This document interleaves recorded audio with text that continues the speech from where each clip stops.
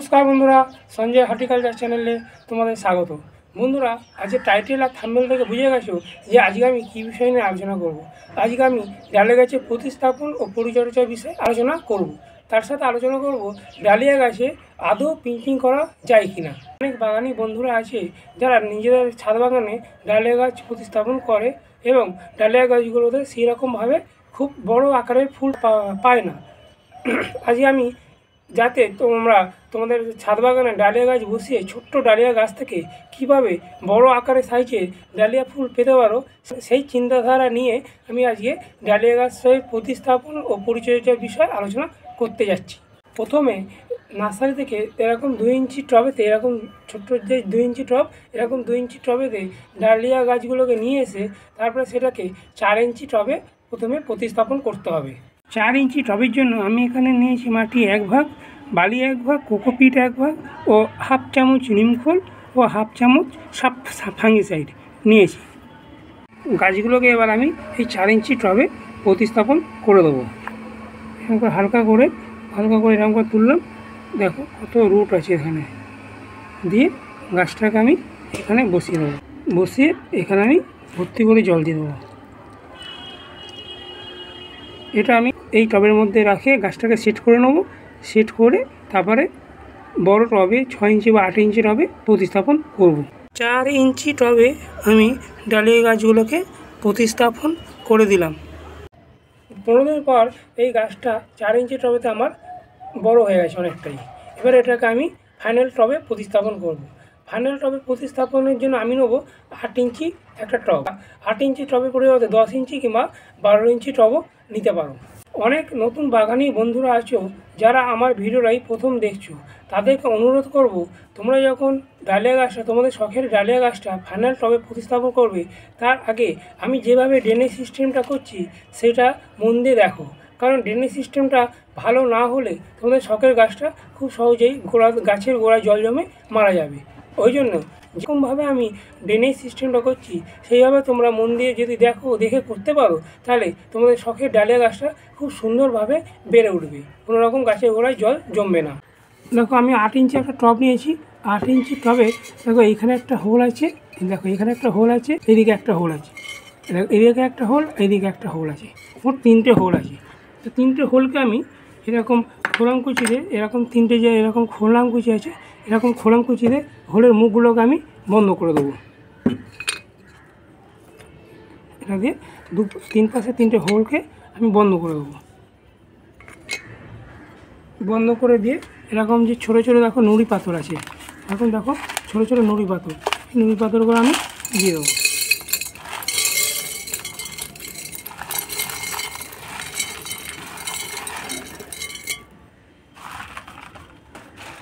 দিয়ে তারপরে বিল্ডিং তৈরি করে যে লাল বালি, এরকম বিল্ডিং তৈরি করে লাল বালি আছে, মোটা বালি, ওই মোটা বালিটা আমি তার উপরে দিয়ে দেবো।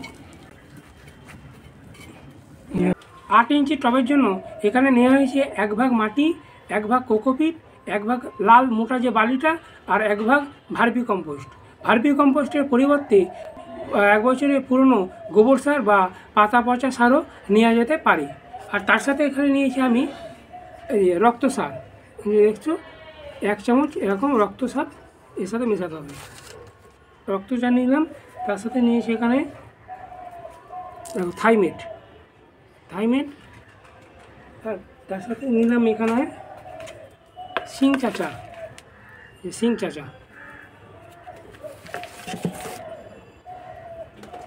আর নিচ্ছি এখানে 1 চামচ দেখো হাড় গুঁড়ো।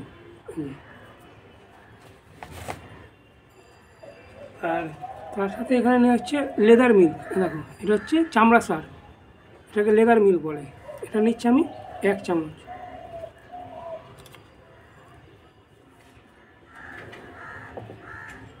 আর মাটিটা শুদ্ধিকরণের জন্য এখানে নেওয়া হচ্ছে চুন, খাবারে যে চুন হয় ওই চুনটা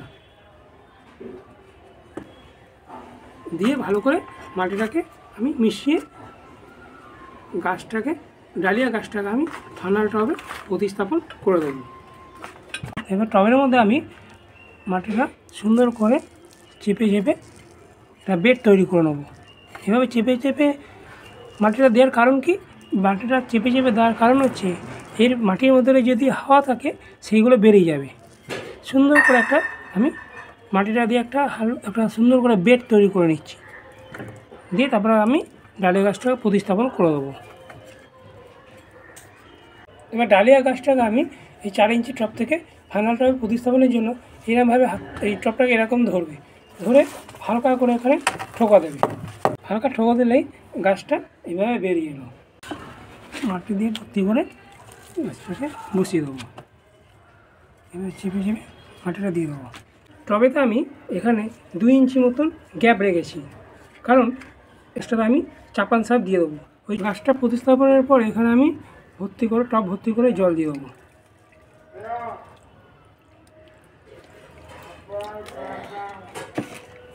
দিয়ে এটাকে আমি 1 সপ্তাহ ছায়াযুক্ত জায়গাতে রেখে দেবো। তারপরে এটাকে আমি ফুল সানলাইটে বের করে দেবো।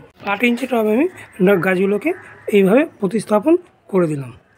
ডালিয়া গাছের কাণ্ডগুলো খুবই নরম প্রকৃতির হয়। এই কাণ্ডগুলো ওই জন্য গাছগুলো লাগাবার পরে এরকম একটা কাঠি দিয়ে পেছনে সাপোর্ট দিয়ে দিতে হবে, যাতে গাছগুলোর কাণ্ডটা যাতে ভেঙে না পড়ে। যখন গাছটা বড় হবে, বড় হওয়ার পরে কাণ্ডটা অনেকটা মোটা হবে, মোটা হলে ওপরে যখন ফুল হবে, বড় বড় ফুল হবে, তখন সামান্য হাওয়া দিলেই গাছটার কাণ্ডটা ভেঙে যাবে। ওই জন্য এরকম একটা লাঠি দিয়ে সাপোর্ট দিয়ে দিলে গাছের কাণ্ডটা আর ভাঙবে না। প্রত্যেকটা গাছে এইভাবে আমি একটা করে কাঠি দিয়ে সাপোর্ট দিয়ে দিয়েছি, যাতে হাওয়া চললে গাছের কাণ্ডগুলো না ভেঙে যায়।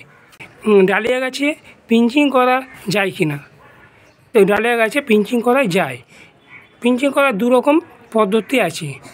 একটা হচ্ছে এইখানে যে গাছটা দেখছো, এই গাছটা দেখছো, এইখানে এই যে মাথার যে কুলটা, এই যে মাথার যে আমি এইভাবে পিঞ্চিং করে দেবো, কেটে দেবো। দেখো এইভাবে কেটে দিলাম। কেটে দেওয়ার পরে কী হবে, এইখানে যে এইখান থেকে আরও শাখা পোশাখা বেরোবে। শাখা পোশাখা বেরোলে কি গাছটা ঝাড় হয়ে যাবে এবং সেখান থেকে অনেক ডালিয়া ফুল আসবে। এটা হলো প্রথম পদ্ধতি পিঞ্চিং করার। আর সেকেন্ড পদ্ধতি কী আছে, সেটা হলো একটা কাণ্ড থাকবে। এখান থেকে দেখো, এখান থেকে কিছু শাখা পোশাখা বেরিয়েছে। এই ছোটো ছোটো এইগুলো যেগুলো আছে এখানে, এগুলো আমি কেটে দেবো। এখানে যে ছোটো ছোটো এইগুলো বেরোচ্ছে, এগুলোকে কেটে দেবো। এখানে যেগুলো আছে দেখো, এইগুলো আমি কেটে দেবো। মানে একটাই কাণ্ড থাকবে, কোনো রকম শাখা পোশাখা আমি এখান থেকে বেরোতে দেবো না। এখানে একটা আছে, এখানে এগুলো কেটে দেবো। দেখো এগুলো সব কেটে দিচ্ছি আমি। দেখো এখানে একটা আছে,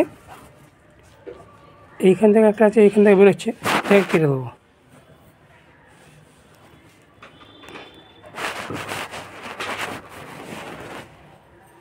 দেখো কেটে দিলাম। কেটে দিলে কী হবে, এই গাছটা যত খাবার দেবো শুধু এই কাণ্ডটাই খাবে, বাকি শাখা পোশাখা থাকবে না। শাখা পোশাখা না থাকার জন্য এখানে অনেক বেশি বড় পরিমাণে ফুল হবে, কিন্তু এর মাথাটা কাটবো না। এই যে মাথাটা দেখছো, এই মাথার ওপরটা কাটবো না। এটা যেরকম আমি কেটে দিয়েছিলাম মাথার ওপরটা, তাতে শাখা পোশাখা বেরোবে, কিন্তু এটা শাখা পোশাখা বেরোবে না। এটা মাথার ওপরটা কাটবো না। এটা একটাই ফুল হবে, অনেক বড় আকারের ফুল হবে। সাইড থেকে যেগুলো বেরোবে সেইগুলো আমি কেটে দেবো। সাইড থেকে যেগুলো বেরোবে এগুলো কেটে দেবো। আর গাছে তোমাদের ফুল আনতে গেলে যে পিঞ্চিং করতে হবে, তার উপরে কিন্তু গাছের ফুল নির্ভর করে না। গাছের ফুলটাও নির্ভর করে গাছের খাবার এবং ডালিয়া গাছের যে ভ্যারাইটি সেইটার উপরে। গোলাপ গাছের মতন ডালিয়া গাছে তো অনেক রকম ভ্যারাইটি আছে। ডালিয়া গাছের যে ভ্যারাইটিগুলো আছে সেইগুলো হলো পদ্মজা নাইডু, হরপার্বতী, রেড গ্ল্যামার ইত্যাদি। আবার ডালিয়া গাছের দেখো পাতাগুলো দেখো, এক একটা গাছের এক এক রকম পাতা হয়। এটা দেখো, এর পাতাগুলো দেখো এরকম, আবার এর পাতাগুলো আবার অন্য রকম, এর পাতাগুলো আবার দেখো অন্য রকম, কাটা কাটা আলাদা রকমের জাতের এখানে ডালিয়া গাছ আছে। তা যখন ডালিয়া গাছ নার্সারি থেকে নেবে, তখন এখান থেকে পাতাগুলো দেখে ডালিয়া গাছ নির্বাচন করতে হবে। এবং ডালিয়া গাছের যে কাণ্ডটা, দেখো ডালিয়া গাছের কাণ্ডটা এটা সাদা, মানে এটা হবে তোমার হলদে কালার কিংবা সাদা কালার। আবার এর কাণ্ডটা হচ্ছে তোমার লাল আর সবুজ মেশানো, মানে এটা হচ্ছে বাই কালার হবে। এরকম দেখে দেখে ডালিয়া গাছের চারা নির্বাচন করতে হবে।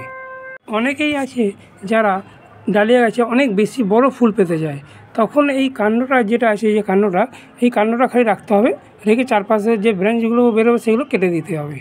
আমি ব্যক্তিগতভাবে ডালিয়া গাছে ওপর থেকে ওপর থেকে পিঞ্চিং করে কেটে দিলে কী হয়, অনেকগুলো ব্রাঞ্চ বেরোয় এবং ওখান থেকে অনেক ডালিয়া গাছের ফুল পাওয়া যায়। ডালিয়া গাছে একটা যদি অনেক বড় ফুল হয় তাহলে সেটার আয়ু থাকে 3 থেকে 4 দিন। আমি যদি ব্রাঞ্চটা মানে উপরের শাখাটা কেটে দিই তাহলে অনেকগুলো ব্রাঞ্চ বেরোবে, সেখান থেকে অনেক শাখা প্রশাখা বেরোবে, সেখান থেকে অনেক ফুল পাবো, আর ফুলটাও অনেক দিন দীর্ঘস্থায়ী হবে। ওই জন্য আমি কিছু গাছে ওপরটা পিঞ্চিং করে দিই আর কিছু গাছে শাখা প্রশাখাগুলো কেটে দিই, মানে দুরকম মিশিয়ে আমি ডালিয়া গাছটাকে রাখি।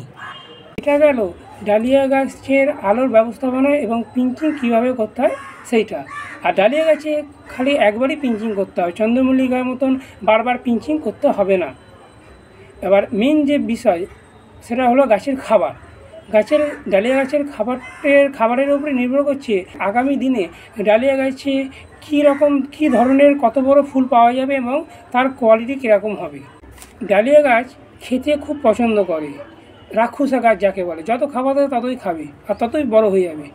কিন্তু ডালিয়া গাছটাকে তুমি যে টবে রাখবে, সেই টবেতে 8 ইঞ্চি বা 10 ইঞ্চি টবেতে রাখলে যে অনেক বেশি পরিমাণে খাবার দিলে যে ডালিয়া গাছটা অনেক বড় হয়ে যাবে, অনেক বেশি বড় ফুল দেবে সেরকম নয়।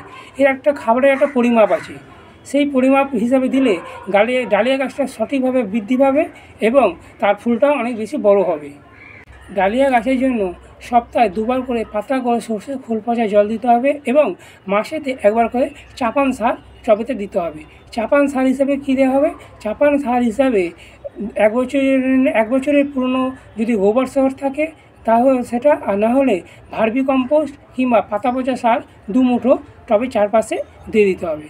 আর তার সাথে দিতে হবে 1 চামচ, চা খাই যে চামচ, সেই চামচের 1 চামচ সর্ষের খোল, 1 চামচ হাড় গুঁড়ো আর 1 চামচ হচ্ছে ব্লাড মিল বা রক্ত সার। এই রক্ত সারটা তোমরা অনলাইনেতে বা বড় বড় কোনো নার্সারিতে পেয়ে যাবে। এটা মাসে 1 বার করে দিতে হবে। আর একটা বিশেষ উপায় তরল সার এই ডালিয়া গাছের জন্য তৈরি করা যায়, সেটা হলো 5 লিটার প্লেন সাদা জল, 5 লিটার চাল ধোয়া জল, 500 গ্রাম মতো নিম খোল, 1 কেজি টাটকা গোবর এবং 250 গ্রাম মতো মাছের তেল পটকা যেগুলো হয় সেগুলো একসাথে মিশিয়ে 15 দিন মতন পচাতে হবে। পচাবার পর একটা ছাঁকনি দিয়ে সেই বর্জ্য অংশগুলো ছেঁকে নিতে হবে। ছেঁকে নেওয়ার পর আমরা যে চা খাই, চায়ের যে লিকার, ওই লিকারের মতন জলটা হয়ে যাবে দেখতে। সেই জলটা আমরা গাছটা বসাবার 15 থেকে 25 দিন পর সেই জলটা আমরা 8 ইঞ্চি টবেতে 250 ml মতন দিয়ে দেবো এবং 10 ইঞ্চি টবেতে 500 ml মতন প্রত্যেক সপ্তাহে দিয়ে দেবো। গাছটা খুব সুন্দরভাবে বৃদ্ধি পাবে, গাছের যে গঠন কাঠামো সেটা খুব সুন্দর হবে এবং গাছের পাতা একদম সবুজ চকচকে থাকবে। এটা গেল গাছের খাবারের ব্যবস্থাপনা। এবং গাছেতে রোগ হয়, এই রোগ কী হয় না, এই রোগগুলো হয় লাল মাকড়ের জন্য গাছের যেই পাতা দেখছো, এই পাতাগুলো এরকম মুড়ে যায়, জাস্ট এরকমভাবে মাকড় পাতা নিচে বসে, পাতার নিচে এখানে বসে রস চুষে খায়, খেয়ে পাতাটাকে এরকম একদম সরু করে দেয়, পাতাগুলো। মাসেতে 2 বার করে পেস্টিসাইড দিতে হবে। 4টে পেস্টিসাইড রাখতে হবে, একটা হচ্ছে কাকা, একটা হচ্ছে সুপার সোনাটা, একটা হচ্ছে থিটা আর একটা হচ্ছে কনফিডার। এইগুলো প্রত্যেক মাসে 2 বার করে 1 লিটার জলে 30 ফোঁটা দিয়ে সন্ধ্যের দিকে স্প্রে করতে হবে। আর গাছেতে পোকা লাগুক চাই নাই লাগুক, এটা কন্টিনিউ করতে হবে প্রত্যেক মাসে। ডালিয়া গাছ ময়েস্ট মাটি পছন্দ করে, মানে একটু ভিজা মাটি। ডালিয়া গাছে যখন উপরে মাটিটা শুকিয়ে যাবে তখনই জল দেবে, একদম কাদা মাটি একদম ডালিয়া গাছ পছন্দ করে না। এবং ডালিয়া গাছের ফাঙ্গাসের আক্রমণ বলতে, এই গাছেতে তোমার গাছেতে বেশি জল দিয়ে দিলে কী হয়, উপরে পাতাগুলো পচে যায়, এই পাতাগুলো। এই জন্য গাছেতে ফাঙ্গাসের আক্রমণ হলে এইখানে যে কোনো ফাঙ্গিসাইড 2 গ্রাম 1 লিটার জলে দিয়ে প্রত্যেক মাসে 2 বার করে দিতে হবে। যেমন সাপ আছে, ব্লাইটক্স আছে, ব্যাবিস্টন আছে, এইগুলো দিয়ে দিতে হবে। তাহলে দেখবে গাছেতে কোনো রকম ফাঙ্গাসের আক্রমণ হবে না। আর মাসে একবার করে অনুখাদ্য মাইক্রোনিউট্রিয়েন্ট দিতে হবে। যদি অনুখাদ্য ডাস্ট ফর্মে থাকে, যেমন মোবিন, ওটা 1 লিটার জলে 2 গ্রাম দিয়ে সকালের দিকে সূর্য ওঠার আগে এবং সূর্য চলে যাওয়ার পর বিকেলের দিকে স্প্রে করতে হবে। আর যদি লিকুইড ফর্মে থাকে, যেমন অ্যাগ্রোমিন গোল্ড, সাগরিকা, ওগুলো 1 লিটার জলে 30 ফোঁটা দিয়ে এটা স্প্রে করতে হবে। এটা স্প্রে করলে কী হবে, গাছে অনুখাদ্যের যে অভাব সেটা পূরণ হয়ে যাবে। অনেক বাগানি বন্ধুরা আছে যারা ডালিয়া গাছ করে এবং নানা রকম ডালিয়া ফুলও সেই গাছ থেকে হয়। এক একটা ডালিয়া গাছে এক এক রকম কালারের ফুল হয়। অনেকেই চায় যে সেম গাছ আবার পরের বছর করার জন্য করতে। এর জন্য কী করতে হবে, এর জন্য যে শীতকাল চলে যাওয়ার পর গাছটা যখন মারা যাওয়ার পর রজনীগন্ধা যেরকম বাল্ব হয় কন্দ, সেরকম ডালিয়া গাছেরও মাটির নিচে আলুর মতন দেখতে কন্দ হয়। সেখান থেকে সেই কন্দটাকে মাটি থেকে তুলে ভালো করে ফাঙ্গিসাইড দিয়ে মাখিয়ে ভেজা বালির মধ্যে সেটাকে রেখে দিতে হবে এবং অক্টোবর মাসে সেটাকে মাটিতে প্রতিস্থাপন করলে সেম গাছ আবার নতুন চারা তৈরি হয়ে যাবে। বন্ধুরা, এটা গেল ডালিয়া গাছের প্রতিস্থাপন এবং পরিচর্যার বিষয়ে আলোচনা। যদি আমার ভিডিওটা তোমাদের ভালো লেগে থাকে তাহলে অবশ্যই আমার ভিডিওটাতে একটা লাইক দিও এবং নেক্সট যে ভিডিওটা আমি আনতে যাচ্ছি সেটা হলো এই ছোট্ট একটা পিটুনিয়া গাছকে কীভাবে খুব সহজেই তাড়াতাড়ি বড় করে সেখান থেকে অনেক বেশি পরিমাণে ফুল পাওয়া যায় এবং এই পিটুনিয়া গাছের জন্য কী ধরনের টব নির্বাচন করতে হবে এবং এই পিটুনিয়া গাছটাকে কী করলে অনেক বেশি ঝাঁকড়া হয়ে যাবে সেই বিষয়ে আমি আগামী সপ্তাহে একটা ভিডিও আনতে যাচ্ছি। ওই জন্য ভিডিওটাকে মিস করতে না চাইলে চ্যানেলটাকে আমার সাবস্ক্রাইব করে দিও এবং পাশে থাকা বেল আইকনটা প্রেস করে দিও, যাতে নতুন নতুন ভিডিওগুলো আপলোড করলে সঙ্গে সঙ্গে তোমাদের কাছে নোটিফিকেশানটা খুব সহজেই চলে যায়। সবাই তোমরা খুব ভালো থেকো, সুস্থ থেকো। নমস্কার।